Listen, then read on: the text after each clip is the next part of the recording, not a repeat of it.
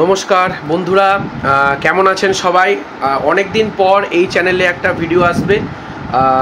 একটু ব্যস্ততার কারণে আমি বেশ অনেক দিন ধরে এই চ্যানেলে ভিডিও দিতে পারিনি।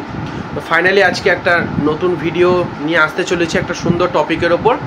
তো তার আগে আমার একটু পরিচয় দিয়ে দিই। আমি সৌর্যদীপ ভৌমিক। আমি 2019 সালে মেডিকা সুপার স্পেশালিটি হসপিটালে ডায়ালিসিস টেকনিশিয়ান কোর্সে ভর্তি হয়েছিলাম স্টেট মেডিকেল ফ্যাকাল্টির আন্ডারে। 2022 সালে সেখান থেকে পাস আউট করি এবং প্রায় আমার মোটামুটি 3 বছরের ওপর জব হয়ে গেছে এই প্রফেশনে। এবং আমি বর্তমানে এখন VIP apex medical centre super speciality হসপিটালে কর্মরত। তো আজকে যে ভিডিওটা নিয়ে আসতে চলেছি, মানে যে টপিকের ওপর ভিডিওটা নিয়ে আসতে চলেছি, খুব ইম্পর্টেন্ট টপিক। সে টপিকটা হচ্ছে যে কিডনি পেশেন্টদের যাদের সিকেডি রয়েছে, তো তাদের অনেকের বক্তব্য যে তাদের আর্লি মর্নিংয়ে বমি বমি ভাব আসে বা বমি হয়।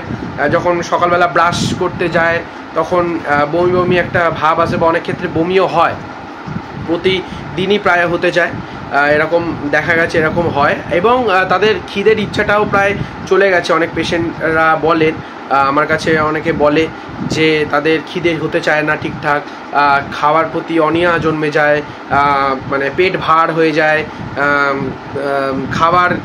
ভালো খাবারও খেতে ইচ্ছা করে না, মানে খাওয়ার কোনো ইচ্ছা অনুভূতি হয় না। এইসব অনেক সমস্যা তাদের সামনে দেখা যায়, মানে তাদের সামনে হয়, তারা আমাকে এসে বলে।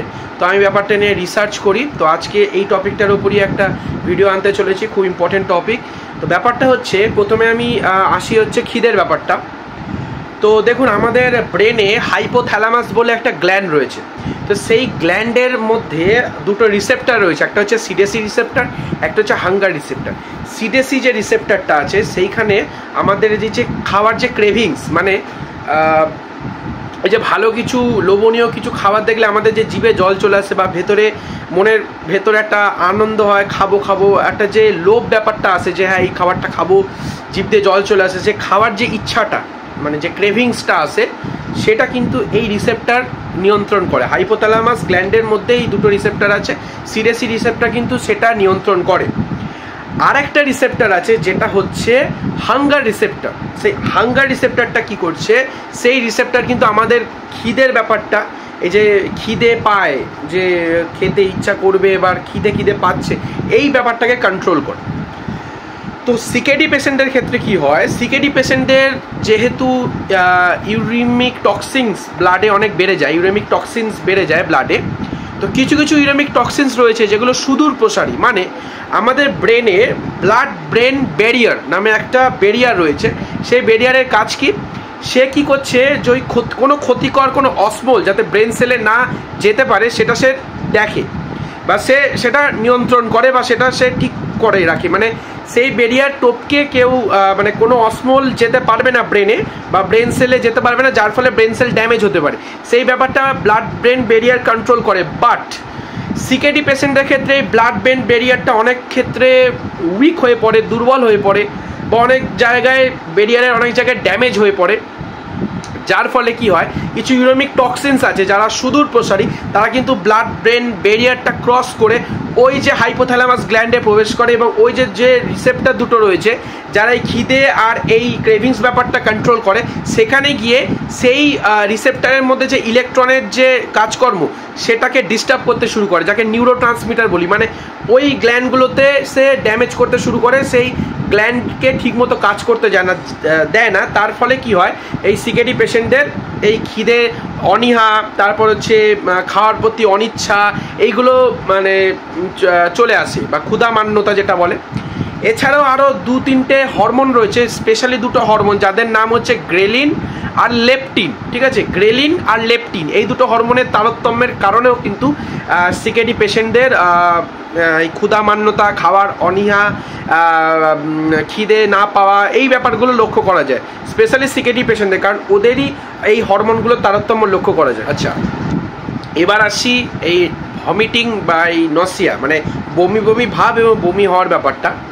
তো দেখুন, আমাদের ব্রেনের যে 4th ভেন্ট্রিকল রয়েছে, সেখানে কেমো রিসেপ্টার ট্রিগার জোন বলে একটা জোন রয়েছে, যেখান থেকে কিন্তু এই বমি বমি ব্যাপার, বমি বমি ভাব বা এই বমি হওয়ার এই ব্যাপারটা কন্ট্রোল হয়। তো কি হচ্ছে কেসটা, সিকেডি পেশেন্টদেরও এই সিকেডি পেশেন্টদের ওই খিদের ব্যাপারটার মতোই কিছু কিছু ইউরেমিক টক্সিনস রয়েছে যারা ব্লাড ব্রেন ব্যারিয়ারটাকে ক্রস করে ওই কেমো রিসেপ্টর ট্রিগার জোনে পৌঁছায় এবং ওখানকার নিউরো ট্রান্সমিটারগুলোতে গন্ডগোল সৃষ্টি করে, ঠিকমতো কাজ করতে দেয় না, ইলেকট্রনগুলোকে ঠিকমতো কাজ করতে দেয় না, যার ফলে অনেক সময় বমি বমি ভাব বা বমি অনেক সময় হতে দেখা যায়। এছাড়াও দেখা গেছে যে যাদের অ্যাসিডোসিস রয়েছে, যাদের মেটাবলিক অ্যাসিডোসিস রয়েছে, তাদের ক্ষেত্রে অনেক সময় ব্যাপারটা লক্ষ্য করা যায়। তার কারণ হচ্ছে মেটাবলিক অ্যাসিডোসিস বা ব্লাডে যদি অ্যাসিডিক পার্ট মানে কন্টেন্টটা বেড়ে যায়, ব্লাড যদি বেশি অ্যাসিডিক হয়ে যায়, তখন এই ব্লাড ব্রেন ব্যারিয়ারটা অনেকাংশে দুর্বল হয়ে পড়ে, যার ফলে কি হয় যে ক্ষতিকর অসমলগুলো ব্রেনে পৌঁছানোর কথা নয়, ব্লাড ব্রেন ব্যারিয়ার আটকে দেওয়ার কথা, সেই ক্ষতিকর অসমলগুলো কিন্তু ব্লাড ব্রেন ব্যারিয়ারটাকে ধ্বংস করে, যেহেতু সেটা উইক হয়ে পড়েছে, ধ্বংস করে ব্রেন সেলে ঢুকে পড়ে এবং সেখানে বিভিন্ন ব্রেনের যে বিভিন্ন ইম্পর্টেন্ট গ্ল্যান্ডগুলো রয়েছে, যে দুটোর কথা এক্ষুনি বললাম ভিডিওতে, একটা হচ্ছে হাইপোথ্যালামাস আর একটা হচ্ছে কেমো রিসেপ্টর ট্রিগার গ্ল্যান্ড, এইগুলো এর আরও অনেক গ্রন্থিতে ঢোকে, বাট এই দুটোর জন্য এই দুটো হয়।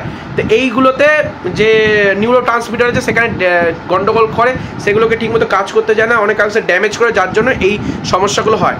তো আমরা এখানে কি করতে পারি, তো আমাদের দেখতে হবে যে আমাদের ব্লাডে সিকেডি পেশেন্টদের কথা বলছি, যদি এইরকম ঘটনা লক্ষ্য করা যায় তাহলে যেটা করতে হবে যে তাদের দেখতে হবে যে তাদের ব্লাডে ইউরেমিক মিডিল মলিকিউলার টক্সিনস যে অ্যাকুমুলেশন, মানে মিডিল মলিকিউলার টক্সিনের অ্যাকুমুলেশনটা বৃদ্ধি পাচ্ছে কিনা সেটা দেখতে হবে, কোনো অটোনমিক নিউরোপ্যাথি আছে কিনা সেটা দেখতে হবে, এবং ঠিকঠাক ঘুম হচ্ছে কিনা, ঘুম বা স্লিপ ইজ ভেরি ইম্পর্টেন্ট, কারণ ঘুম কম হলে অনেক সময় ব্রেন সেলের এই রিসেপ্টারগুলো ঠিকমতো কাজ করে না, বা ঘুম বেশি ইম্পর্টেন্ট, কারণ ব্রেন সেল যদি রেস্ট না পায়, ঘুমাচ্ছি মানে আমরা আমাদের ব্রেন সেলকে রেস্ট দিচ্ছি, তো সেইগুলো রেস্ট নিলে তবে সে অনেক সময় ঠিকঠাক কাজ করবে, যদি ঠিকমতো রেস্ট না পায় অনেক সময় ঠিকঠাক কাজ করে না, গন্ডগোল করে।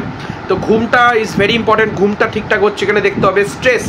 স্ট্রেস ইজ ভেরি ইম্পর্টেন্ট, কারণ স্ট্রেস হলেও কিন্তু ব্রেনের অনেক গ্ল্যান্ড রয়েছে যেগুলো ঠিকঠাক মতো কাজ করে না, এই দুটো গ্ল্যান্ডও তার মধ্যে পড়ে। তো স্ট্রেস নিচ্ছে কিনা পেশেন্ট সেটা দেখতে হবে, স্ট্রেস যদি বেশি নেওয়া হয় তাহলেও কিন্তু এই ব্যাপারগুলো হয়। স্ট্রেস, স্লিপিং ডিস্টারবেন্স আর এই যে এই দুটো ব্যাপার বললাম, মেটাবলিক অ্যাসিডোসিস আর এই ব্যাপারটা, এইগুলো হলে অনেকাংশে দেখা যায় যে পেশেন্টদের বমি বমি ভাব বা অনেক ক্ষেত্রে বমি হতে দেখা যায়।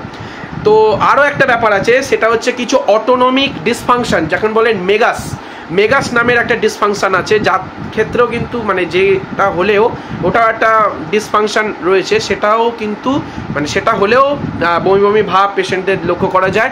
এবং গ্যাস্ট্রোপ্যারাসিস যাদের রয়েছে, মানে যাদের ডায়াবেটিস থেকে সোজা সিকেডি হচ্ছে, তাদের অনেকের কিন্তু গ্যাস্ট্রোপ্যারাসিস নামক একটা রোগ হয়, সেই গ্যাস্ট্রোপ্যারাসিস হলেও কিন্তু অনেক সময় গ্যাসের একটা মানে সমস্যা লক্ষ্য করা যায়, জিআই ট্র্যাক্ট ঠিকমতো কাজ করতে পারে না এই ব্যাপারটাতে, তার ফলে কি হয় আমাদের যে পেরিস্টলটিক মুভমেন্ট হয়, বডির যে পেরিস্টলটিক মুভমেন্ট হয়, যার ফলে ঠিকমতো আমাদের যে পটি যেটা হয় সেটা আসে, মানে জিআই ট্র্যাক্ট থেকে ক্ষুদ্রান্ত, সেখান থেকে বৃহদন্ত্র হয়ে আমাদের পটিটা বাইরে বেরোয় শরীর থেকে। তো এই যে মুভমেন্ট, এই যে মানে এই মুভমেন্টটা, এই যে ক্ষুদ্রান্ত বৃহদন্ত্র থেকে যে এসে যে পটি হচ্ছে সেটাকে আমরা বলি পেরিস্টলটিক মুভমেন্ট বা পেরিস্টলটিক চলন, সেইটা অনেক সময় ব্যাঘাত ঘটে। এই গ্যাস্ট্রোপ্যারাসিস হলে এই পেরিস্টলটিক মুভমেন্টটার ব্যাঘাত ঘটে, তার ফলে কি হয় রিভার্স পেরিস্টলসিস শুরু হয়ে যায়, মানে মেগাস ডিসফাংশন এবং গ্যাস্ট্রোপ্যারাসিস যাদের থাকছে তাদের কিন্তু এই পেরিস্টলটিক যে মুভমেন্টটা সেটা ডিস্টার্ব হয়, রিভার্স পেরিস্টলসিস হয়, গ্যাসের একটা ব্যাপার থাকে, শরীরে প্রচুর গ্যাস ফর্ম করে, তার জন্য অনেক সময় ঠিকঠাক পটি হয় না, বা কোষ্ঠকাঠিন্যের একটা বা কনস্টিপেশনের একটা সমস্যা হয়, যেহেতু পেরিস্টলটিক চলনটা ঠিকমতো হচ্ছে না, তার ফলে কি হয় পটিটা ঠিকমতো হচ্ছে না, যার ফলে কনস্টিপেশন বা কোষ্ঠকাঠিন্যের একটা ব্যাপার চলে আসে, শরীরে অত্যধিক গ্যাস ফর্ম তৈরি হয়ে যায়, যার ফলেও কিন্তু এই বমি বমি ভাব বা এই খিদের অনীহা এগুলো আসতে পারে পেশেন্টের। তো এইগুলো দেখে রাখতে হবে। এছাড়াও কিছু মেডিকেশনস রয়েছে বাট কিছু মেডিকেশানস এমন রয়েছে যেগুলো কিন্তু সরাসরি কিডনির ক্ষতি করে। তো আপনাদের সকলকে একটাই রিকোয়েস্ট, দয়া করে নিজে থেকে কোনো মেডিসিন নেবেন না, একজন অভিজ্ঞ নেফ্রোলজিস্টের পরামর্শ নিন। এই অভিজ্ঞ নেফ্রোলজিস্ট আপনাকে গাইড করে দেবে যে কী আপনি মেডিসিন নিতে পারেন, ঠিক আছে? তো সেই নেফ্রোলজিস্টের গাইডেন্স অনুযায়ী আপনি মেডিসিন ব্যবহার করুন, তাহলে আশা করি এই ব্যাপারটা থেকে আমরা নিস্তার পেতে পারবো। সিকেডি পেশেন্টরা অনেকটাই হেল্প তাদের হয়ে যাবে, এই ব্যাপারটা অনেকটা কন্ট্রোলে চলে আসবে। তো এই ছিল আজকের মতো, আজকের এই ভিডিও এখানেই আমি শেষ করছি, এই টপিকটা এখানেই শেষ করলাম। আশা করি আপনারা সবাই উপকৃত হয়েছেন, অনেক কিছু জানতে পেরেছেন। তো আপনারা যারা নতুন আছেন, যারা নতুন দেখছেন, এই চ্যানেলটাকে অবশ্যই সাবস্ক্রাইব করে আমার পাশে থাকবেন, আমাকে সাপোর্ট করবেন। অনেক দিন ভিডিও দিতে পারিনি, অনেক ব্যস্ততা ছিল, আমার কাজের একটু সমস্যা ছিল, কাজের স্ট্রেস ছিল, প্রচুর চাপ ছিল, যার জন্য আমি ভিডিও বানাতে পারিনি, সময় পাইনি। তো অনেক দিন পর একটা আশা নিয়ে আবার আমি সেই চ্যানেলটাকে কন্টিনিউ করতে চলেছি। এখন মোটামুটি রেগুলার ওয়েজে ভিডিও আসবে, সুন্দর সুন্দর টপিক নিয়ে ভিডিও আসবে। তো আপনারা অবশ্যই ভিডিওটা ভালো লাগলে একটা লাইক করে দেবেন, সবার মাঝে, বন্ধুদের মাঝে শেয়ার করে দেবেন, কমেন্টে লিখবেন কেমন লাগলো এই ভিডিওটা।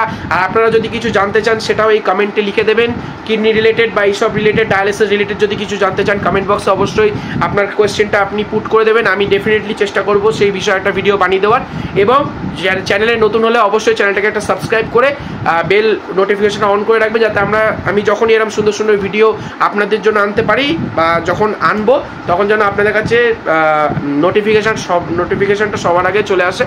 তো এই ছিল আজকের ভিডিও, দেখা হচ্ছে পরের কোনো ভিডিওতে নতুন কোনো টপিক নিয়ে। ততদিন সবাই ভালো থাকবেন, সুস্থ থাকবেন, নমস্কার।